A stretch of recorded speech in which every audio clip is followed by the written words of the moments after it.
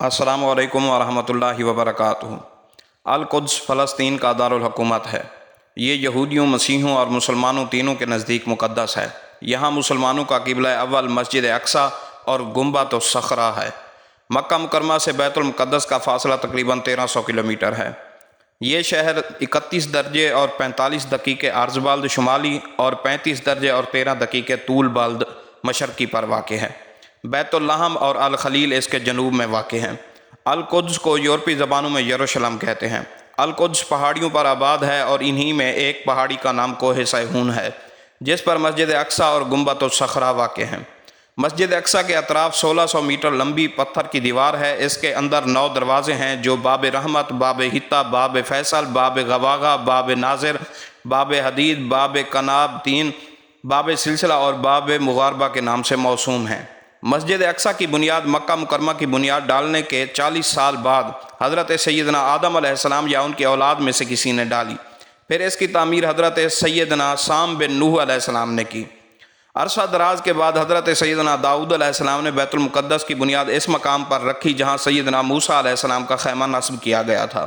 اس عمارت کے پورا ہونے سے قبل حضرت سیدنا داؤد علیہ السلام کی وفات کا وقت آ گیا تو آپ نے اپنے فرزند ارجمند حضرت سیدنا سلیمان علیہ السلام کو اس کی تکمیل کی وصیت فرمائی۔ چنانچہ حضرت سیدنا سلیمان علیہ السلام نے جنوں کی ایک جماعت کے ساتھ مسجد اقصی کو تعمیر کیا۔ بیت المقدس مسلمانوں کا قبلہ اول ہے۔ ہجرت کے بعد 16 سے 17 ماہ تک نبی اکرم صلی اللہ علیہ وسلم بیت المقدس کی جانب رخ کر کے ہی نماز ادا کرتے رہے۔ پھر تحویل قبلہ کا حکم آنے کے بعد مسلمانوں کا قبلہ خانہ کعبہ ہو گیا۔ مسلمانوں کے نزدیک مسجد حرام اور مسجد نبوی کے بعد تیسرا مقدس ترین مقام مسجد اقصی ہے۔ مقامی مسلمان اسے المسجد الاقصی یا حرم قدسی شریف کہتے ہیں۔ یہ مشرقی یروشلم میں واقع ہے جس پر اسرائیل کا قبضہ ہے۔ یہ یروشلم کی سب سے بڑی مسجد ہے جس میں 5000 نمازیوں کی گنجائش ہے، جبکہ مسجد کے صحن میں بھی ہزاروں نمازی نماز ادا کر سکتے ہیں۔ نبی اکرم صلی اللہ علیہ وسلم سفر معراج کے دوران مسجد حرام سے یہاں تشریف لائے تھے اور بیت المقدس میں تمام انبیاء کرام کی نماز کی امامت کرانے کے بعد براق کے ذریعے 7 آسمانوں کے سفر پر روانہ ہوئے۔ قرآن مجید کی سورہ اسراء میں اللہ تعالیٰ نے اس مسجد کا ذکر ان الفاظ میں کیا ہے: پاک ہے وہ ذات جو اپنے بندے کو رات ہی رات میں مسجد حرام سے مسجد اقصی لے گئی، جس کے آس پاس ہم نے برکت دے رکھی ہے، اس لیے کہ ہم اپنی قدرت کے بعض نمونے دکھائیں۔ یقیناً اللہ تعالیٰ ہی خوب سننے والا اور دیکھنے والا ہے۔ احادیث کے مطابق دنیا میں صرف 3 مسجدوں کی جانب سفر کرنا باعث برکت ہے، جن میں مسجد حرام، مسجد نبوی اور مسجد اقصی شامل ہیں۔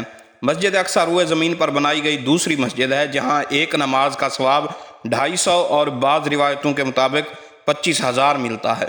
بیت المقدس انبیاء کرام علیہم السلام کی سرزمین فلسطین میں واقع ہے۔ جب نبی اکرم صلی اللہ علیہ وسلم کی بعثت ہوئی تو اس وقت اس پر سلطنت روم عیسائیوں کا قبضہ تھا اور سلطنت روم اس وقت بہت طاقتور تھا، لیکن اس وقت نبی اکرم صلی اللہ علیہ وسلم نے بیت المقدس کی آزادی کی خوشخبری سنائی اور اس کو قیامت کی نشانیوں میں سے قرار دیا۔ حضرت سیدنا عمر فاروق رضی اللہ تعالی عنہ نے اپنے دور خلافت 16 ہجری بمطابق 236 عیسوی میں بیت المقدس کو یہود و نصارہ کے ہاتھوں سے آزاد کرایا۔ اس دور میں بہت سے صحابہ کرام نے تبلیغ اسلام اور اشاعت دین کی خاطر بیت المقدس میں اقامت اختیار کی۔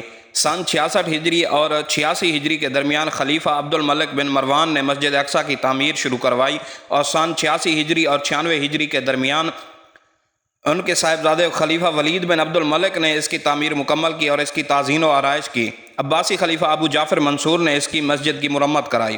بیت المقدس کی یہ مقدس سرزمین تقریباً عباسی دور تک مسلمانوں کے ماتحت رہی۔ جیسے جیسے ان میں آپسی اختلاف اور انتشار خانہ جنگی، سیاسی فتنوں اور باطنی تحریکوں کی وجہ سے عباسی حکومت کمزور پڑنے لگی تو گھات میں بیٹھے صلیبیوں کو موقع مل گیا۔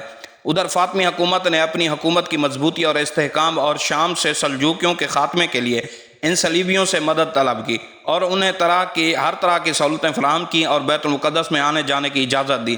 بالآخر ان تمام باتوں کا فائدہ اٹھاتے ہوئے صلیبیوں نے بغاوت کر دی اور اپنے فاطمی خلفاء کے ساتھ غداری اور دھوکہ کیا اور القدس پر قبضہ کے لیے اپنی فوج کو تیار کر لیا اور پھر 70,000 سے زائد مسلمانوں کو شہید کرتے ہوئے بالآخر 492 ہجری بمطابق 1099 عیسوی کو صلیبیوں نے بیت المقدس کو مسلمانوں سے چھین لیا اور یروشلم پر اپنی مسیحتی حکومت قائم کر دی۔ پہلی صلیبی جنگ کے بعد جب عیسائیوں کا بیت المقدس پر قبضہ ہو گیا تو انہوں نے مسجد اقصی میں بہت رد و بدل کیا۔ انہوں نے مسجد میں رہنے کے لیے کئی کمرے بنا لیے اور ان کا نام معبد سلیمان رکھا۔ نیز متعدد دیگر عمارتوں کا اضافہ کیا جو بطور جائے ضرورت اور اناج کی کوٹھیوں کے استعمال ہوتی تھیں۔ انہوں نے مسجد کے اندر اور مسجد کے ساتھ ساتھ گرجا گھر بنا لیا۔ پھر اس کے بعد سلطان صلاح الدین ایوبی نے قبلہ اول کی آزادی کے لیے تقریباً 16 جنگیں لڑیں اور بالآخر 538 ہجری بمطابق سن 1887 عیسوی میں سلطان صلاح الدین ایوبی نے پیہم مارکہ آرائیوں کے بعد بیت المقدس کو صلیبیوں سے آزاد کروا لیا اور مسجد اقصی کو عیسائیوں کے تمام نشانات سے پاک کیا اور محراب اور مسجد کو دوبارہ تعمیر کیا۔ اس طرح 88 سال بعد بیت المقدس دوبارہ مسلمانوں کے بازیابی میں آ گیا اور ارض مقدسہ سے عیسائی حکومت کا صفایا ہو گیا۔ اس طرح ارض مقدسہ پر تقریباً 761 برس مسلسل مسلمانوں کی سلطنت رہی۔ پھر پہلی جنگ عظیم دسمبر 1917 کے دوران انگریزوں نے بیت المقدس اور فلسطین پر قبضہ کر کے یہودیوں کو آباد ہونے کی عام اجازت دے دی۔ یہود و نصارہ کی سازش کے تحت نومبر 1947 میں اقوام متحدہ کی جنرل اسمبلی نے دھاندلی سے کام لیتے ہوئے فلسطین عربوں اور یہودیوں میں تقسیم کر دیا، یہاں تک کہ 14 مئی 1948 میں امریکہ، برطانیہ اور فرانس کی سازشوں سے ارض فلسطین کے خطہ میں صہیونی حکومت قائم کر دی گئی، اور جب 1948 کو یہودیوں نے اسرائیل کے قیام کا اعلان کیا تو پہلی عرب اسرائیل جنگ چھڑ گئی۔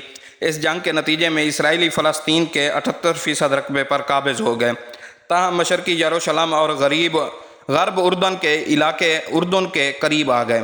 پھر تیسری عرب اسرائیل جنگ جون 1967 میں اسرائیلیوں نے بقیہ فلسطین اور بیت المقدس پر بھی تسلط جما لیا۔ اس طرح سن 1967 سے بیت المقدس پر یہودیوں نے قبضہ کر لیا ہے اور اب پوری طرح ان کے قبضے میں ہے۔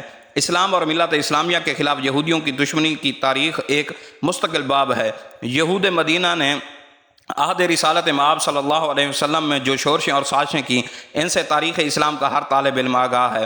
گزشتہ 14 صدیوں سے یہود نے مسلمانوں کے خلاف، بالخصوص دیگر انسانیت کے خلاف بالعموم معادانہ رویہ اپنا رکھا ہے۔ 20ویں صدی کے حادثات اور سانحات میں سب سے بڑا سانحہ مسئلہ فلسطین ہے۔